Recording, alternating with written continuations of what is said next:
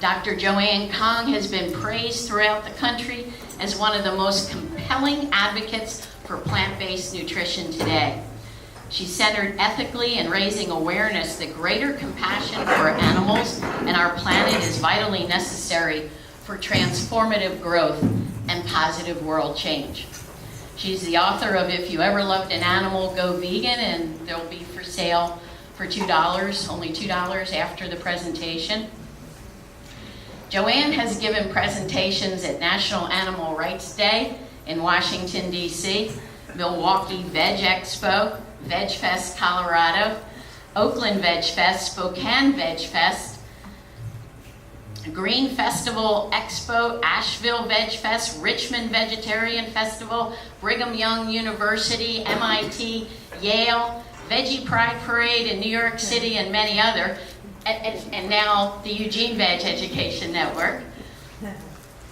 Her highly praised TED Talk, currently at over 300,000 views on YouTube, is included in Unbound Project. It's a multimedia and book project that celebrates the inspiring women who have been at the forefront of animal advocacy around the globe. She has 2 international trips coming up. In June, she will be featured as the U.S. speaker at Green Food Fest in Norway. And in August, she will give 12 presentations in a speaking tour throughout India. Joanne is a faculty member at the University of Richmond-Virginia and also an award-winning classical concert pianist. She's also being interviewed for 2 upcoming documentaries, Taking Note, about vegan musicians, and Eating Our Way to Extinction, to be narrated by Kate Winslet. Joanne has a new website called Vegans Make a Difference, and later she will tell you how you can participate in spreading the vegan message by sharing your own stories in the website about being vegan. Would you please give a warm welcome to Dr. Joanne Kong.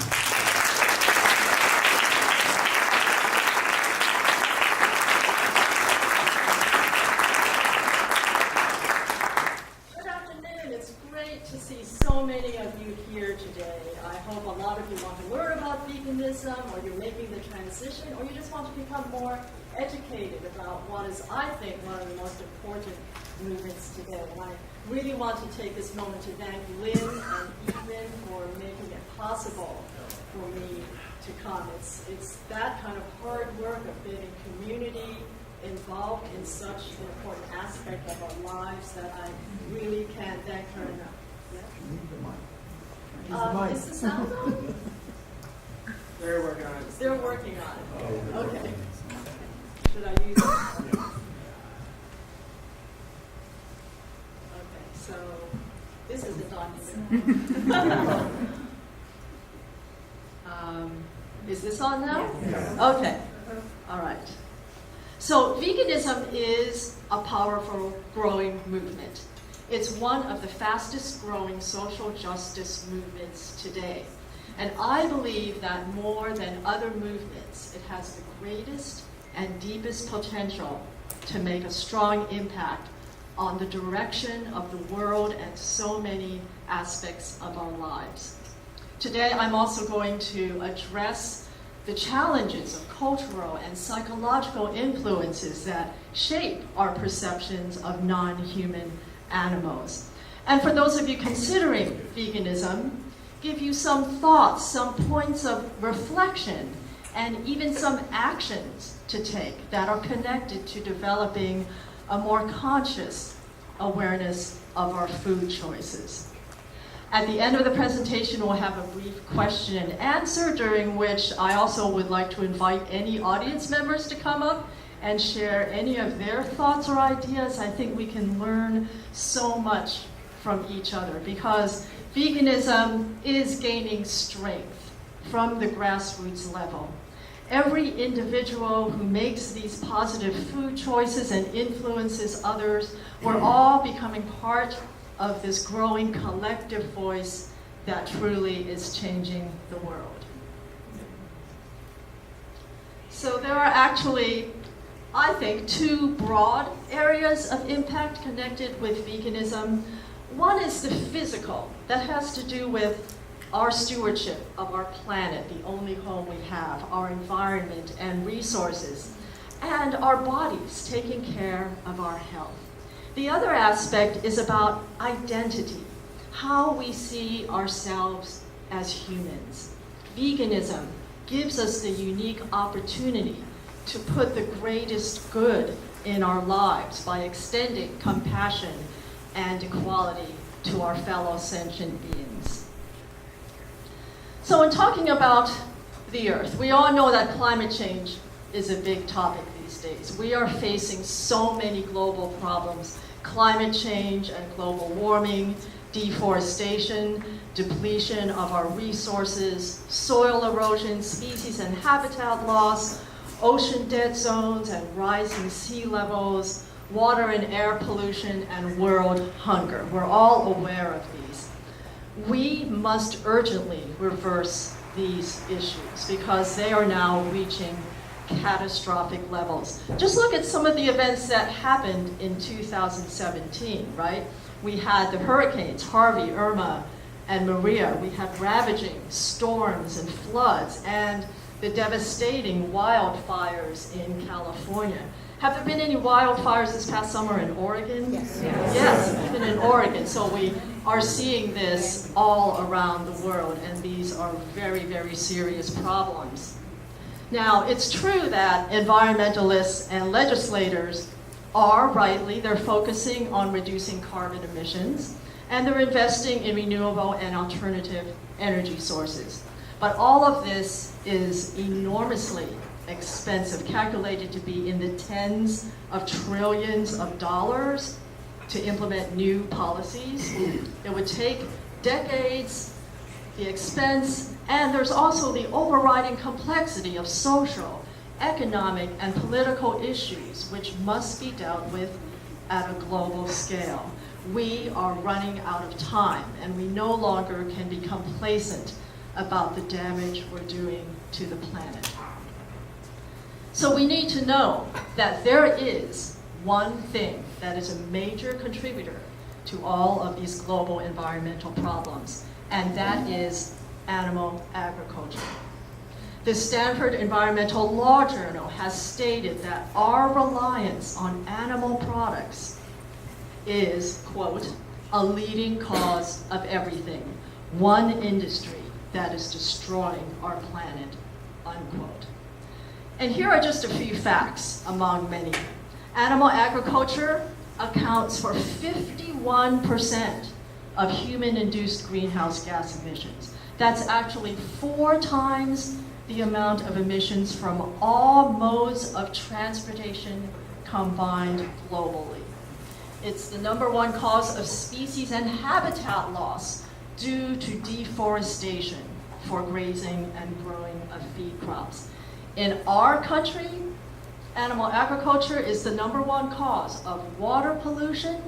It actually uses half of our water, 70% of our grain, and 80% of our agricultural land is used to feed the 10 billion land animals that are killed for food every single year.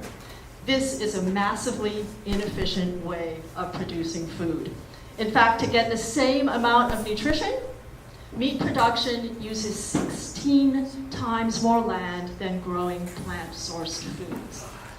And for the emissions of beef production, that amount is 250 times higher than growing legumes per gram of protein. By contrast, you can help change the world and improve the planet by going green with your diet. You can actually cut your carbon footprint in half by going vegan. So while policy leaders and even environmentalists are largely overlooking this issue, there is something that each and every one of you can do right now as individuals. The single most powerful action you can take to help save the environment and our resources is to shift to a plant-based diet. Out of curiosity, how many of you have shifted to mostly plant-based eating? Great, I'm so glad to see that, because you really are making a difference. So on to our next area, we're going to talk about health. And in our country, our diet is actually the #1 cause of death. And this is a picture to illustrate what's known as the standard American diet, or SAD. Our Western diet has put us at the top of the list in the world for obesity. I even read recently that nowadays, 10 times more of our young people are obese than 40 years ago. So this is an epidemic in our country. Overwhelming scientific evidence links the consumption of animals and animal products to numerous diseases. Health costs related to animal and animal product consumption has skyrocketed to over $100 billion every single year. So this is not only a health epidemic, it's also, in terms of economics, it's something that we all need to be highly aware of. You've all heard of the World Health Organization? They put out a huge study in 2015. Did any of you read about that? There was an issue in Time magazine that talked about our Western consumption of animal products. And the World Health Organization now places red meat and classifies it as a group 2A probable carcinogen. Red meat meaning cows, calves, pigs, goats, and lambs. And consuming processed meat is a group 1 carcinogen, meaning it's definitely carcinogenic to humans. So I hope that all of you have totally cut out not only meat, but especially processed meats. In fact, the group 1 classification is the same classification given to cigarettes and asbestos. So there's a new saying now that meat is the new tobacco. So this diagram, instead of cigarettes, you have hot dogs here, and it lists all of the diseases that are caused by both. So that's it. Yes. Yeah, can you, someone back there, maybe try to focus that a little bit better? I know it's a bit of a challenge. I can always show you the slide afterwards if you want to look at it. And actually, it was put out by this amazing organization. Have you all heard of Physicians Committee for Responsible Medicine, headed by Dr. Neil Barnard? And you can read all about his amazing work. There are a number of medical doctors. I am not a medical doctor, but some of the medical doctors who are doing important work about plant-based nutrition as a preventative to prevent disease from happening in the first place. PCRM and Neil Barnard is one of them. Another one is Dr. Joel Furman. Have any of you read his materials? And how many of you know Michael Greger? He has done amazing work. He has this website called nutritionfacts.org, and it's an exhaustive look at the benefits of plant-based eating. And there are other doctors out there as well. We really have to reverse the view that we have. Presently, the idea is that, okay, you get sick first, right? And then you go and see the doctor, and they write a prescription for some ridiculously overexpensive medicine that you're probably going to have to take for the rest of your life, right? So we need to reverse that paradigm and establish the fact that we can have healthy bodies by what we put into them and prevent disease from happening in the first place. So you may ask yourself, well, what's so beneficial about vegan diets? Well, there are so many benefits. You get a wide range of nutrients, you get beneficial fiber, antioxidants. Meat products have virtually no antioxidants, hundreds of thousands of phytochemicals that will protect your body and support good health. Overall, vegans have a longer life expectancy and substantially lower rates of your Western diseases and conditions, such as heart disease, high blood pressure, type 2 diabetes, cancer, osteoporosis, obesity, Parkinson's, Alzheimer's, and the list goes on. Go plant-based and you'll reduce your risk of heart disease, which is our nation's #1 killer, by 30%, and you'll have a reduced cancer risk of as much as 40%. And plant-based eating, not only will it halt the progression of many of these diseases and conditions, it will actually reverse it, sometimes in as little as 2 to 3 weeks. So reducing and eliminating the consumption of animals and animal products is going to be better for your health. How many of you have seen the documentary, What the Health? Yeah, so that's excellent. And there's other documentaries coming out all the time about the benefits of plant-based eating. And speaking for myself, I was vegetarian for a long time, then went vegan, and I'm a very healthy person in my job at the University of Richmond, which I've held for, I'd say, close to 20 years. I have never had a sick day. So I attribute that to my healthy eating and other factors. And I also recently had a colonoscopy, and my doctor said, you know, you're the poster child for good colon health. So eating vegan is good for your body and good for all of your systems, so that's so important. Now we're going to turn to the aspect of veganism that can't really be quantified, but in many ways I feel that it's the most important thing. And that has to do with compassion and identity. This is a picture of me with Olive at River's Wish Animal Sanctuary in Spokane, Washington. Have any of you been out to River's Wish? It's a beautiful, beautiful sanctuary. And this was such a beautiful, sweet cow. I have to say, this is the first time I've been licked by a cow. She was so friendly. But this aspect, it has to do with identity and the kind of energy we choose to make a part of our lives. If we consume animals, what we're bringing into our bodies is the result of immense pain, terror, suffering, and death that was brought upon a fellow animal. Our society as a whole enables the unnecessary torture and killing of billions and billions of animals every single year. And I really feel that what this does is it degrades, it numbs the very beautiful qualities that make us human, our sense of compassion, kindness, empathy, sensitivity. It's like all of that has been put aside in the way that we exploit animals.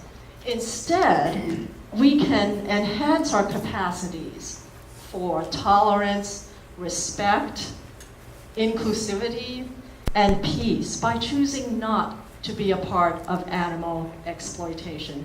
These animals, they're the most innocent and vulnerable of beings.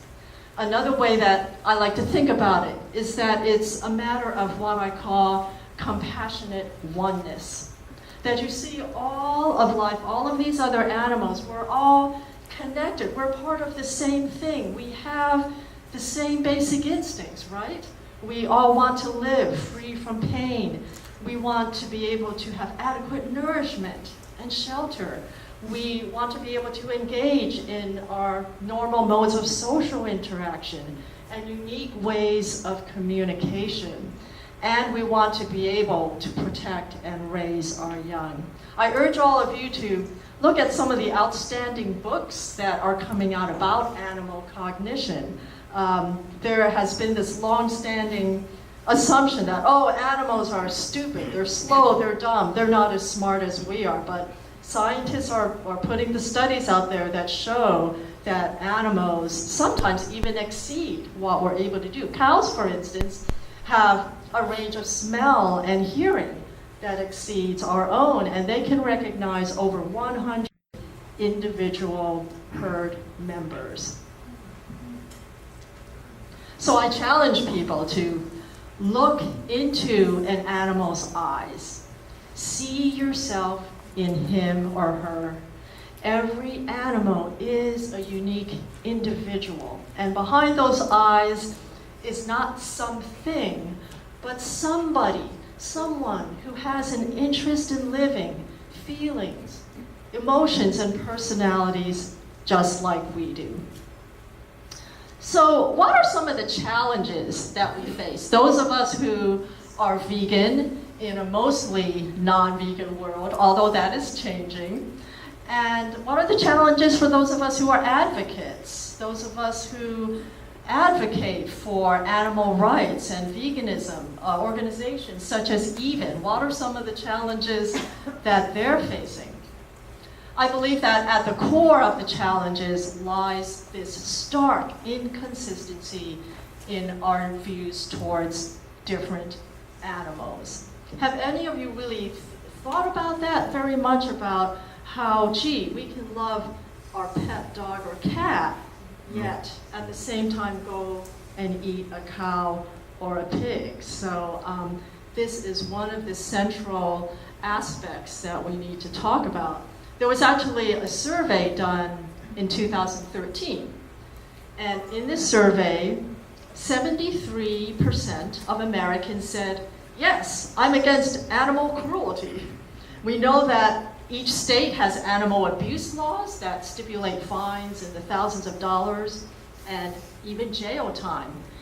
Yet there are no federal laws that truly protect farm animals. Those animal abuse laws do not apply to farmed animals and the millions of more animals that are exploited and killed through the entertainment, research, and clothing industries. Yes, there are some policies, such as the so-called Humane Methods of Slaughter Act, that do virtually nothing to lessen the realities of suffering, violence, and death. So yes, we would be appalled, right, if we knew that harm was going to be done to our pet dog or cat. But society as a whole supports the institutionalized mass cruelty committed against animals who are just as feeling and aware and sentient as our own pets. So let's take a look at some of the roots of that inconsistency. The first one is speciesism and objectification. Do any of you know the term speciesism? Have you? There is also, yes. And what is Discriminate speciesism? based on species, giving Right. priority to humans. Exactly right. There's also a wonderful documentary called Speciesism that you should all watch. So that's exactly right. It's the specific and arbitrary discrimination against non-human animals. This term was first coined by the philosopher Peter Singer. And the roots of it, we can really trace it back to about 10,000 years ago, when the herding of animals began.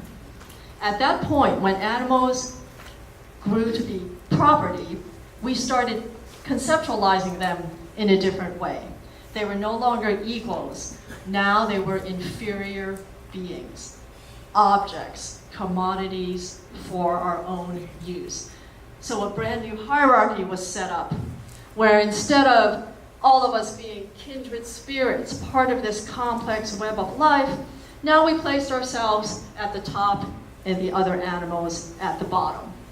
So for the few animal species that ultimately came to be considered as food, moral consideration for them was removed, as was any consideration for them as individuals with qualities of life similar to our own. I see that you're taking a look at.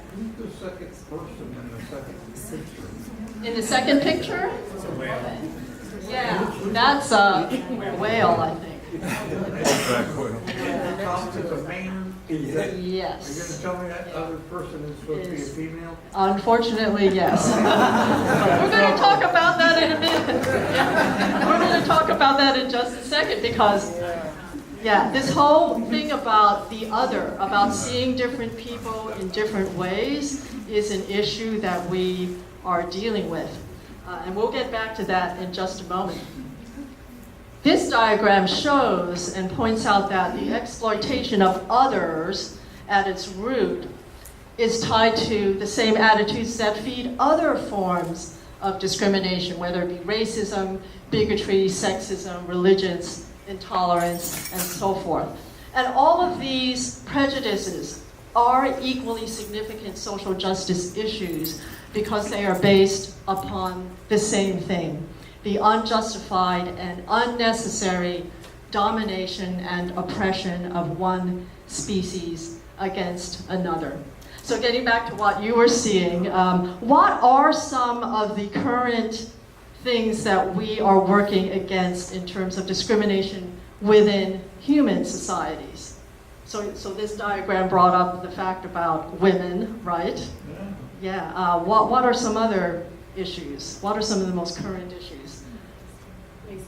Racism. Sexuality, their preference.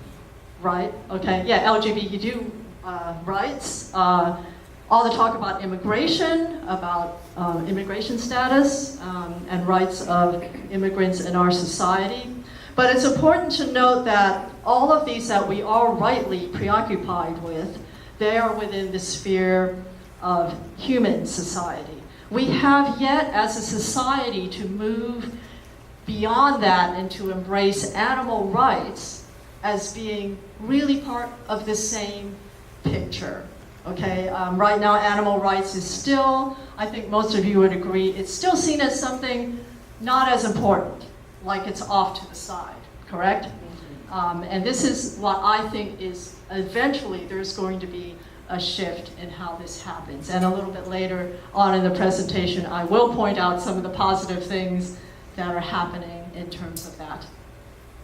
So the challenge is that as a race, we develop this egocentric view of ourselves, that humans are at the center of everything. And this exploitation, in essence, gave us permission to be indifferent to the violence committed against animals. It gave us permission to accept what is happening to them and domination of them, to accept that as normal, as the status quo. And it's not only about animals, it's about the planet too. We're not always thinking about protecting and sustaining the planet. Instead, we see these resources as something to be used up, something to be controlled. How many of you have seen some of the footage of what we're doing to our oceans in terms of fishing? Right, the huge trawlers that go through and drag up all the marine life, and anywhere from 25 to 40% of that is actually bycatch. Do you all know what bycatch is? Food for cows. What? Food for cows. Yeah. So I always point out that part of the issue is that we inherited these traditions, the ways of eating, from our parents, and it was passed down to our parents by their parents. So these traditions simply continue, and it's not that it was our fault. So I never, ever want to be judgmental about someone who happens not to yet be vegetarian or vegan. We all grew up with a certain frame in our mind of the way things are supposed to be. I grew up eating all kinds of meat, and it wasn't until I was shortly ready to graduate from college. I had left the University of Oregon, where I was working on my doctorate degree, had moved to Texas, of all places. At that point, I was still eating meat. And then one day, my husband, who's standing back there, he brought home a book by Peter Singer and Jim Mason called Animal Factories. Have any of you seen that book? And in that book, this was before computers, there were black and white pictures of animals in factory farms. And we read the book, and we said, this is awful. We cannot be a part of this. We don't want to contribute to this suffering. So at that point, we decided to become vegetarian. So I think everybody has their own path that they take in terms of their journey towards plant-based eating. And I always try to appreciate that and encourage people and never be judgmental towards them. I think that that's so important. Any of you want to share any ideas about that aspect, about the culture? Yes, Yes. schools, churches, doctors. Churches, doctors. Doctors know very little about nutrition. They get very little training in terms of good, wise food choices, correct? Yeah. So we have all these traditions, cultural, holiday traditions.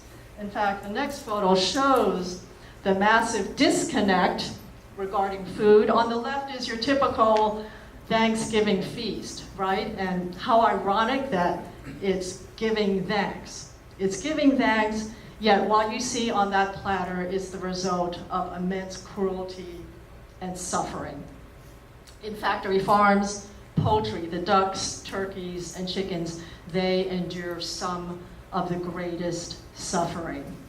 So our holiday traditions, so many social events organized around eating animals, it therefore becomes a very consistent part of our culture, and it's hard for people overall to break from those traditions. I think also it can be like a source of comfort or stability because you're continuing something that has become a part of your life forever.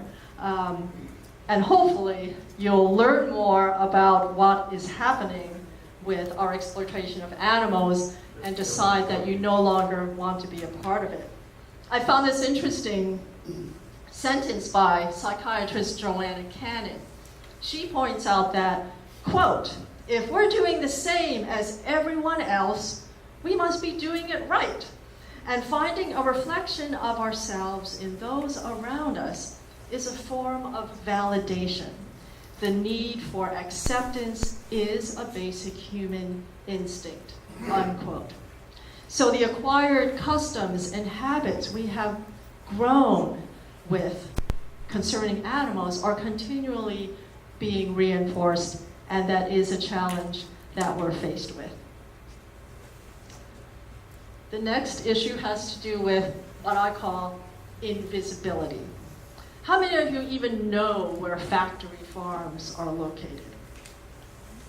A couple of you do? Where's the nearest factory farm in this area? Do you know? Most people don't know, right? This diagram shows the density, the red areas of the graph show where the greatest density of factory farms are. There are actually 20,000 of them in the United States, but generally we do not know where they are. We know that various states, about 7 or 8 of them, have ag-gag laws in place that make it illegal to take videos or photos in the facilities so that the immense suffering that happens behind their walls remains largely hidden. Although that is changing with the internet and the fact that you can actually access a lot of these things. Yes? What do the blue dots mean? The blue dots, I do not know what the blue dots are. That's a very good question. And in essence, with factory farming, the fact that we are not permitted access to them, that's another way in which we've grown to be insensitive to what's happening because it's so distanced from us. And I like to liken it as an invisible thread that runs through the fabric being our lives. And when you go to the grocery store, there's nothing to indicate that what you're seeing was once a living, feeling, beautiful being. Instead, we see neatly packaged, shelved portions of food. And that, of course, leads naturally to marketing. Marketing is a huge factor. Who can tell me some of the television ads or slogans that we've seen over the years promoting meat? Got milk? What? The other white meat.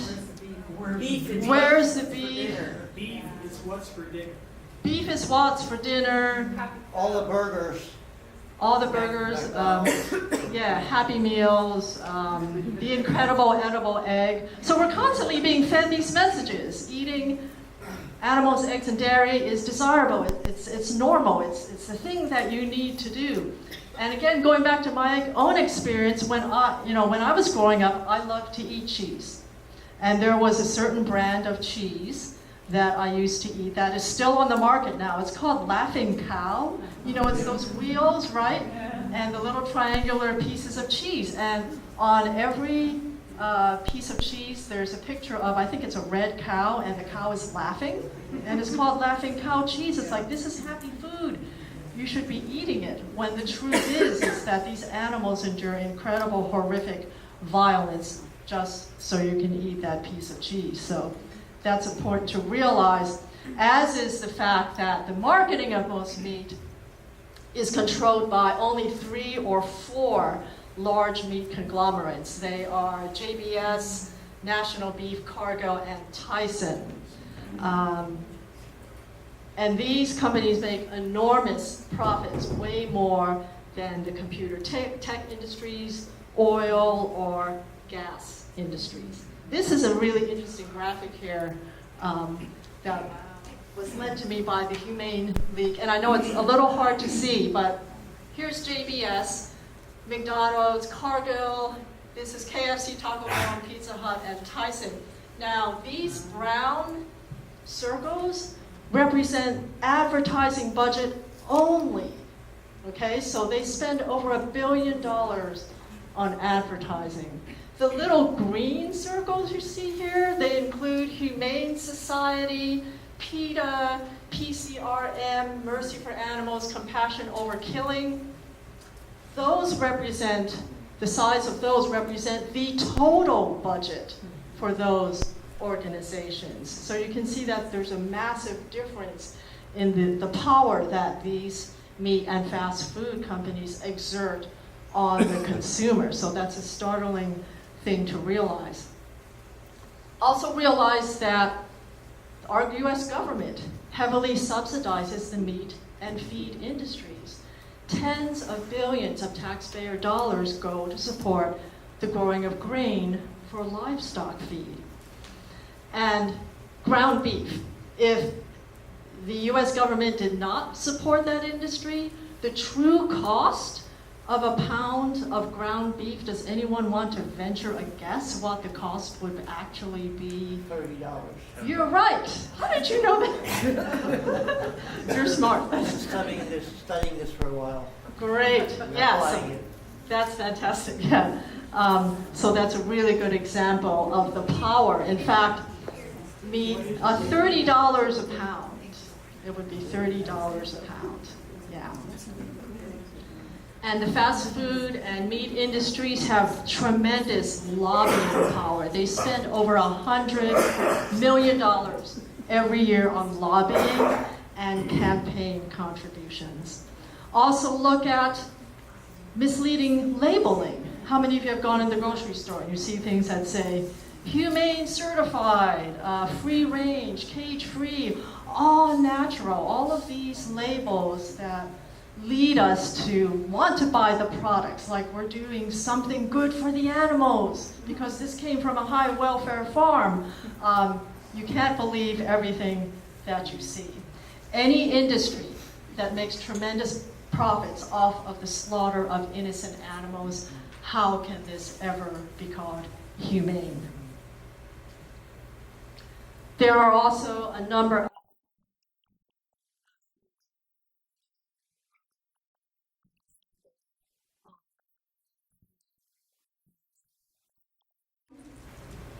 psychic numbing. And this is a term that refers to a protective coping process that humans use, where we tend to distance ourselves from loss of life that happens on a massive scale. Cognitive dissonance, this is a situation where our decisions or behaviors are in conflict with our core beliefs or values. Case in point, most people eat meat, even though way down deep inside they know that that animal went through horrific suffering, violence, and death, yet they still eat meat. So in order to avoid the mental or emotional conflict or dissonance of this inconsistency, what people tend to do is simply not acknowledge it. How many of you have ever tried to talk to a friend or family member? You know, maybe you were trying to convince them to go vegetarian or vegan, and you started telling them about what happens to animals in factory farms, and a common response will be something like, "Don't tell me about it. I don't want to think about it." How many of you have had that? Any other sort of reactions that show that disconnect that you can think of? I'm already doing as much as I can. Okay, I'm already doing as much as I can. Any others? We're supposed to eat. That's what they're put here for, right? What? That's why God made animals. That's why God made animals. Okay, that's a whole other discussion. I agree.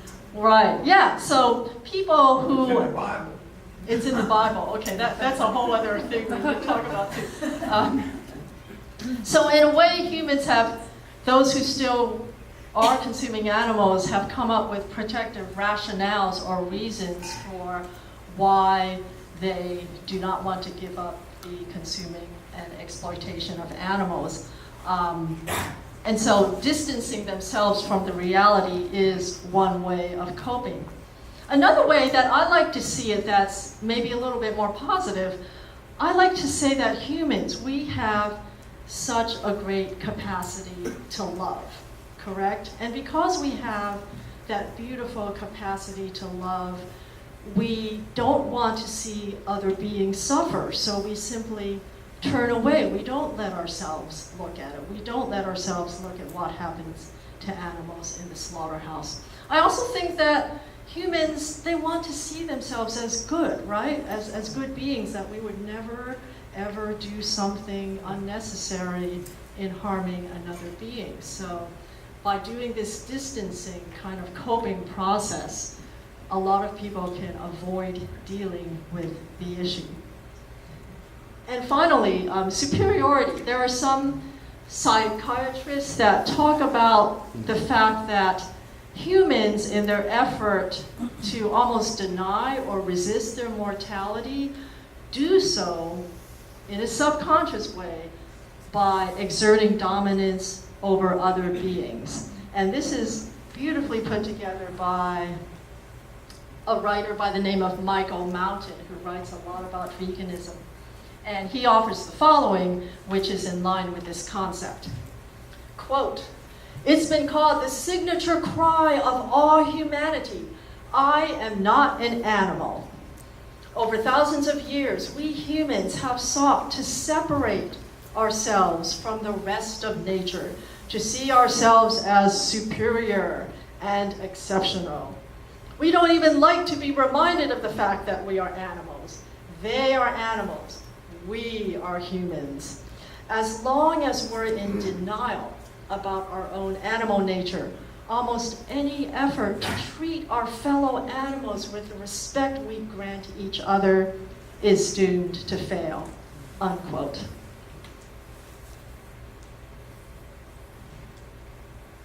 So the next portion of today's presentation is where I jotted down some thoughts for reflection, things that maybe some of you might find helpful in terms of just kind of getting in touch with yourself about your own thoughts, about your relationship to animals and what part the animals have played in your upbringing and the choices that you make today.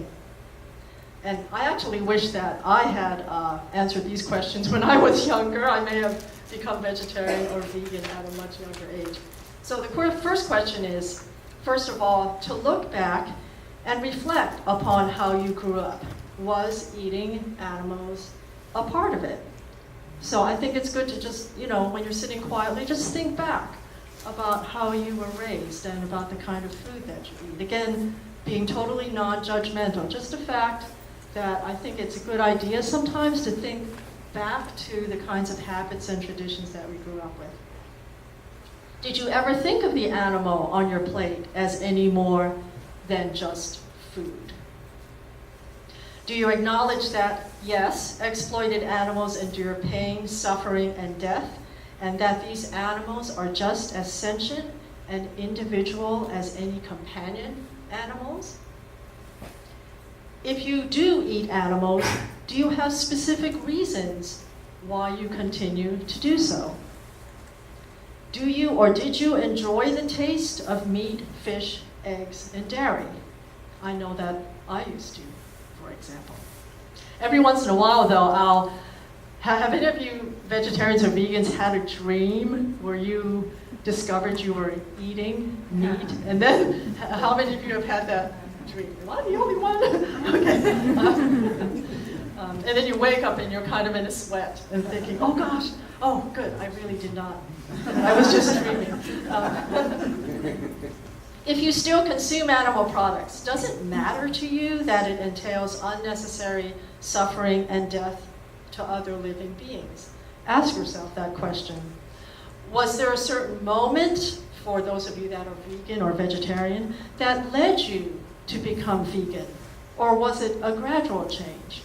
And again, everybody has their own path. I've talked to so many people in all of my travels. Some people make an instant change to veganism right away. Others do it by cutting out one kind of meat at a time.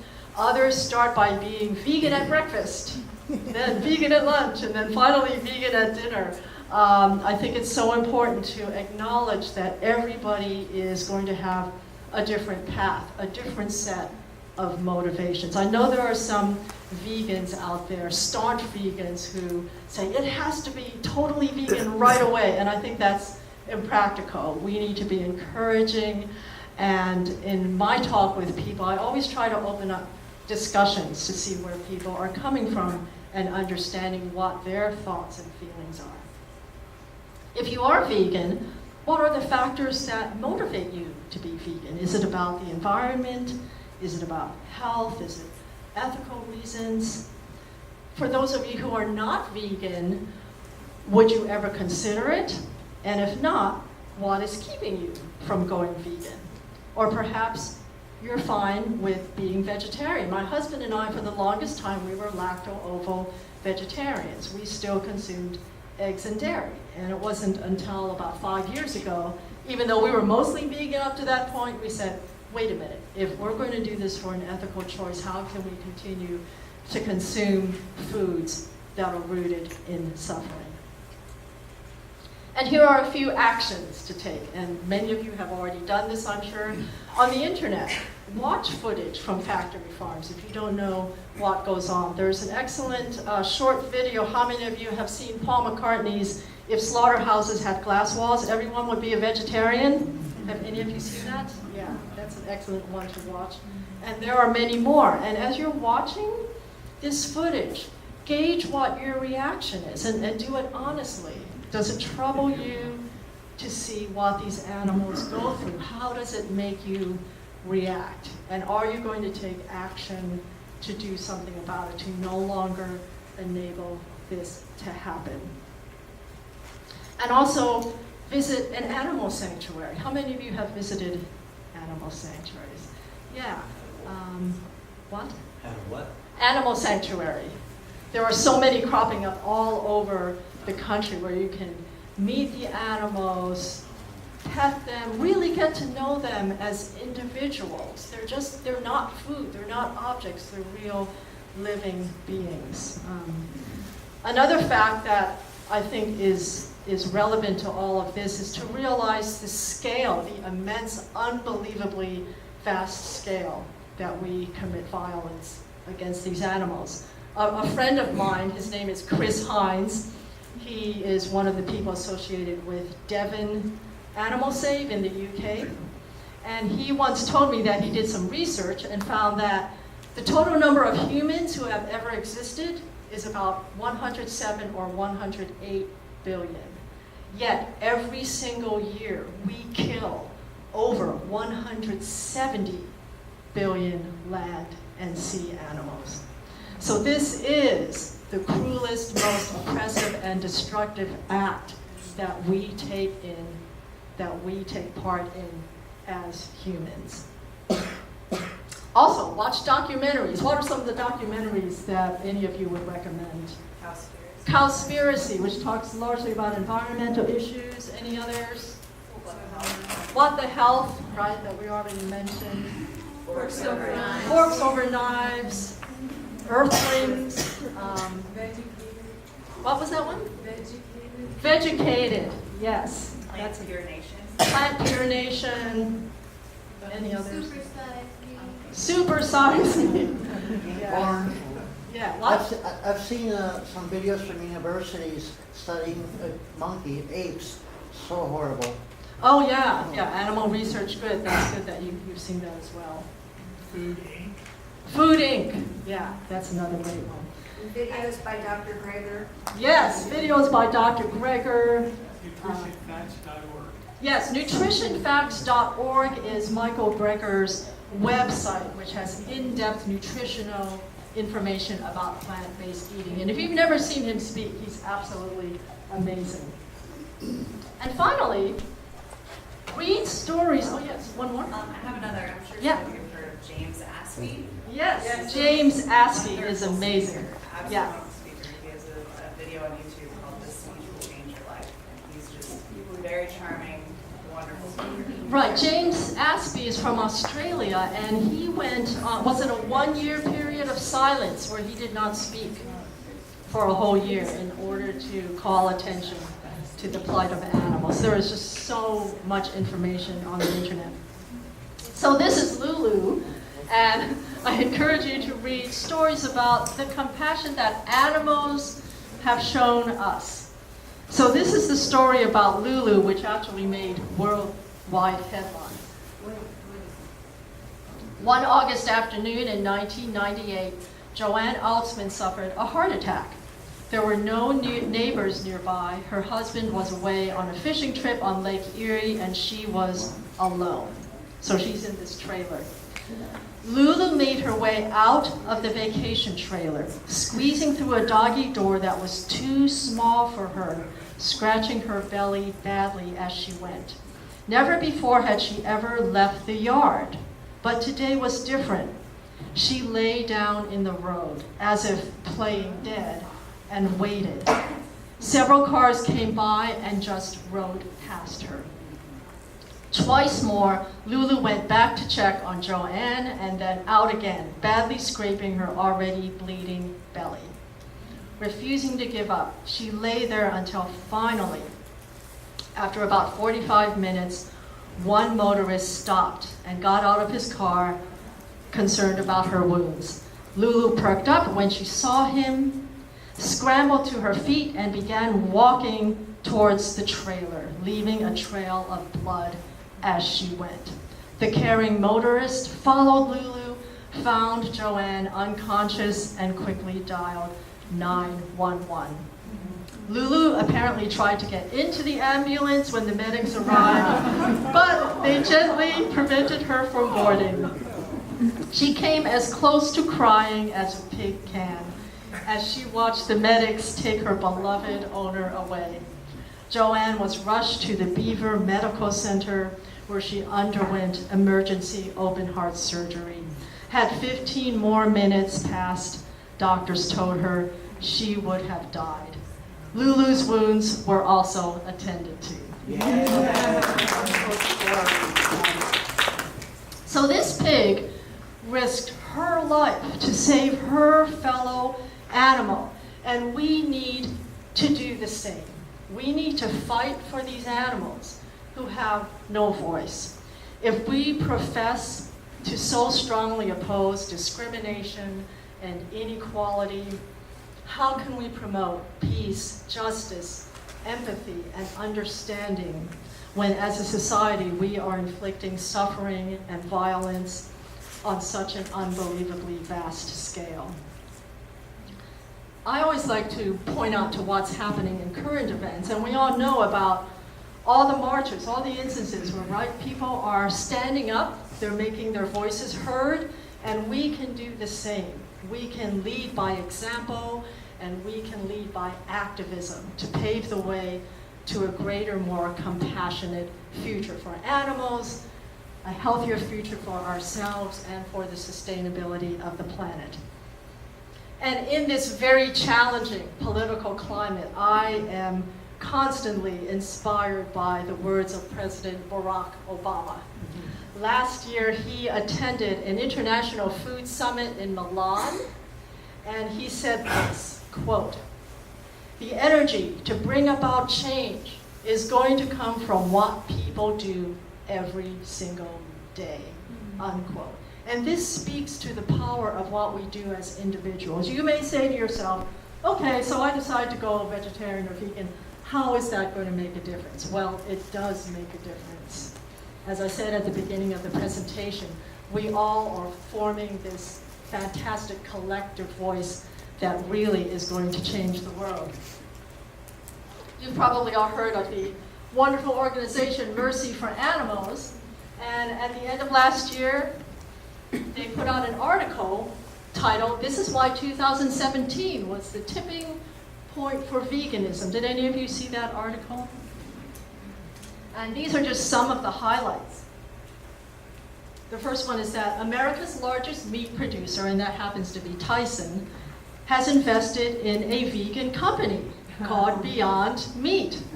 Their CEO even said that plant-based protein is growing almost at this point a little faster than animal-based. So I think the migration may continue in that direction. We have Cargill, the third largest meat processor in the US, which is investing in the clean meat company Memphis Meats. Have any of you heard of Memphis Meats? This is one of these cutting-edge scientific food companies that is able to actually, they're still working on it, to take a biopsy from an animal without harming the animal, and then figure out a way of multiplying those cells and actually creating a non-harmful version of meat. And there are other companies that are doing the same thing. Modern Meadow is another one. You think that has Yeah. a What? Do you think that has a yuck factor? I don't know. He asked an interesting question, whether there's a yuck factor to that idea. Only if what they're creating has nervous systems. If the meat they're creating feels something. Oh, no, the you meat, eat it all you want. no, the meat would not be a living sentient being. It would simply be a product that you would eat. Does it have a nervous system? No, it wouldn't. Eat it if you want. Eat it if you want, okay. Wouldn't there still be the health problems though? They can actually engineer these products so that there wouldn't be the fat and the cholesterol that you normally would get from eating meat, yes. But there would be the microbiome issue and the bacteria that are populated in your colon by eating meat, as opposed to the Bacteroides bacteria versus Prevotella and TMAO production, the inflammation. So Yeah, It is that a I health don't issue. know enough about, but that's something you should look up because, yeah, it is, to some people, it's a somewhat controversial sort of solution, whether that's the way to go or not. Walmart has asked suppliers to make more vegan food in response to growing consumer demands for plant-based foods. I mean, we all know this, right? Going in the grocery store, there are more and more meat alternatives, right? Elmhurst Dairy and other dairy companies have switched to plant-based milk. How many of you drink plant-based milk? Yeah, what kinds? Soy, Soy, coconut, almond, cashew, hemp, rice, flax.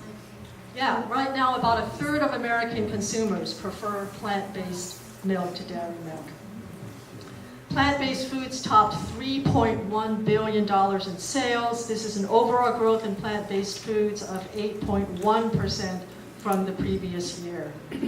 In Australia, the number of vegan products grew by 92% since 2014. Even McDonald's has added the McVegan to its menu in Finland and Sweden. Of course, Europe's always ahead of us, right? Always seems to be the case. And a poll found that 47% of Americans want to shut down slaughterhouses. And there are lots of marches against slaughterhouses happening all around the world. I also encourage any of you who haven't yet had the opportunity to participate in these vigils. Last fall, I went out to Los Angeles where there was a huge vigil at Farmer John's Slaughterhouse, which is the largest pork producer on the West Coast. And there were 300 activists out there, and we spent the whole evening standing outside this facility. And about a dozen trucks would roll by, and the trucks were allowed to stop for a few minutes, and we were allowed to feed the pigs water and pet them, and it was one of the most touching and sad events I ever attended. And what is so awful that in the street outside this immense slaughterhouse, you could actually smell death. There was this horrible stench in the air, and it was just something that I will never ever forget. So if you have the opportunity to show your support for animals, I urge all of you to do that. Before we go to some questions, I also want to mention the Humane Party. Have any of you heard of the Humane Party? They're a relatively new party in the United States, organized in 2019, and it's the only party in the U.S. that calls for abolishing the exploitation and property status of animals. They are forming chapters in all 50 states, so if you're interested, go to humaneparty.org. And then, finally, Lynn mentioned my new website called vegansmakeadifference.com, and it has a lot of resources about articles on the internet that you can read, but the central part of the website is a section called Stories. And in that section, I've invited individuals who have gone vegan to simply write an essay, a lengthy writing if they prefer, about what motivated them to become vegan. What was their personal story? What touched them? And each article is accompanied by a couple photos. So if any of you who are vegan are interested in contributing to the website, I think it's the first website that has this kind of component in it, and it's a wonderful way to spread the vegan message out there. So in the website, there's a contact page, so you can contact me through that contact form. Joanne? Yes? Before Joanne leaves that comment about mercy for animals, before we get to the tipping point, in 2016, we worked with our mayor to create Vegan Awareness Year in 2016, and we had a proclamation. So it most definitely is the tipping point. And also when you said about giving thanks, and you have the meat on one side and then where it comes from on the other, and how we disconnect. Just if anyone is interested, we have a vegan Thanksgiving peaceful potluck every year, so make sure you're on our list for an invitation. So now, questions and answers. Oh yeah, talking about Thanksgiving, have any of you been to Farm Sanctuary in New York? They do this amazing thing on Thanksgiving. They set out these huge tables with all kinds of fantastic vegan food. They let the turkeys out, and the turkeys eat the food, and they have a really great time. It's so much fun. So, yeah, but that's called turning the tables, right? Okay, at this point, are there any questions, specific questions? And anybody feel free to answer as well. Yeah. If you don't mind. Yeah, go ahead. I'm concerned about carnivorous pets, like cats. Yeah. I'm vegan, but I still have to buy meat to feed my cats. Yeah. And I tried to make my cat vegan many years ago. He had heart problems. He ate it. He was a kitten when I got him, but he had problems. And I was giving him the taurine and the other things that it needed, but the things that this company called Veggie Pet was selling me that I was supposed to add, but I don't think it helped him. I think he died at 10 years. He died at 11. Oh, yeah. So Yeah, from what I understand, because cats are obligate carnivores, they have to, like you were saying, get their amino acids from meat. So that is an issue. I also have vegan friends who have cats, and I think, it's easier with dogs to make it. dogs can be vegan. There's a company called VDog out there, because dogs can officially be omnivorous. They're not obligate carnivores like your big cats are. So, yeah, question over here. Yeah, yes, the pet question. I also, cats are obligate carnivores. Although I came across an article on PETA where they talk about how to transition your cat to being vegan, and it's totally safe, and they have all the recommendations and everything. So I don't have a cat, but I do have friends who have that question. So check it out. PETA obviously has you can just go to PETA, the website, PETA.com, and then in the search bar, you should be able to search, you know, pets, vegan, or by cat, like they specifically have an article about cats. So yeah, just Google it. Thank you very much. Yeah, but I do hear, you know, contrary thoughts about that. Anybody else? Let's go back here.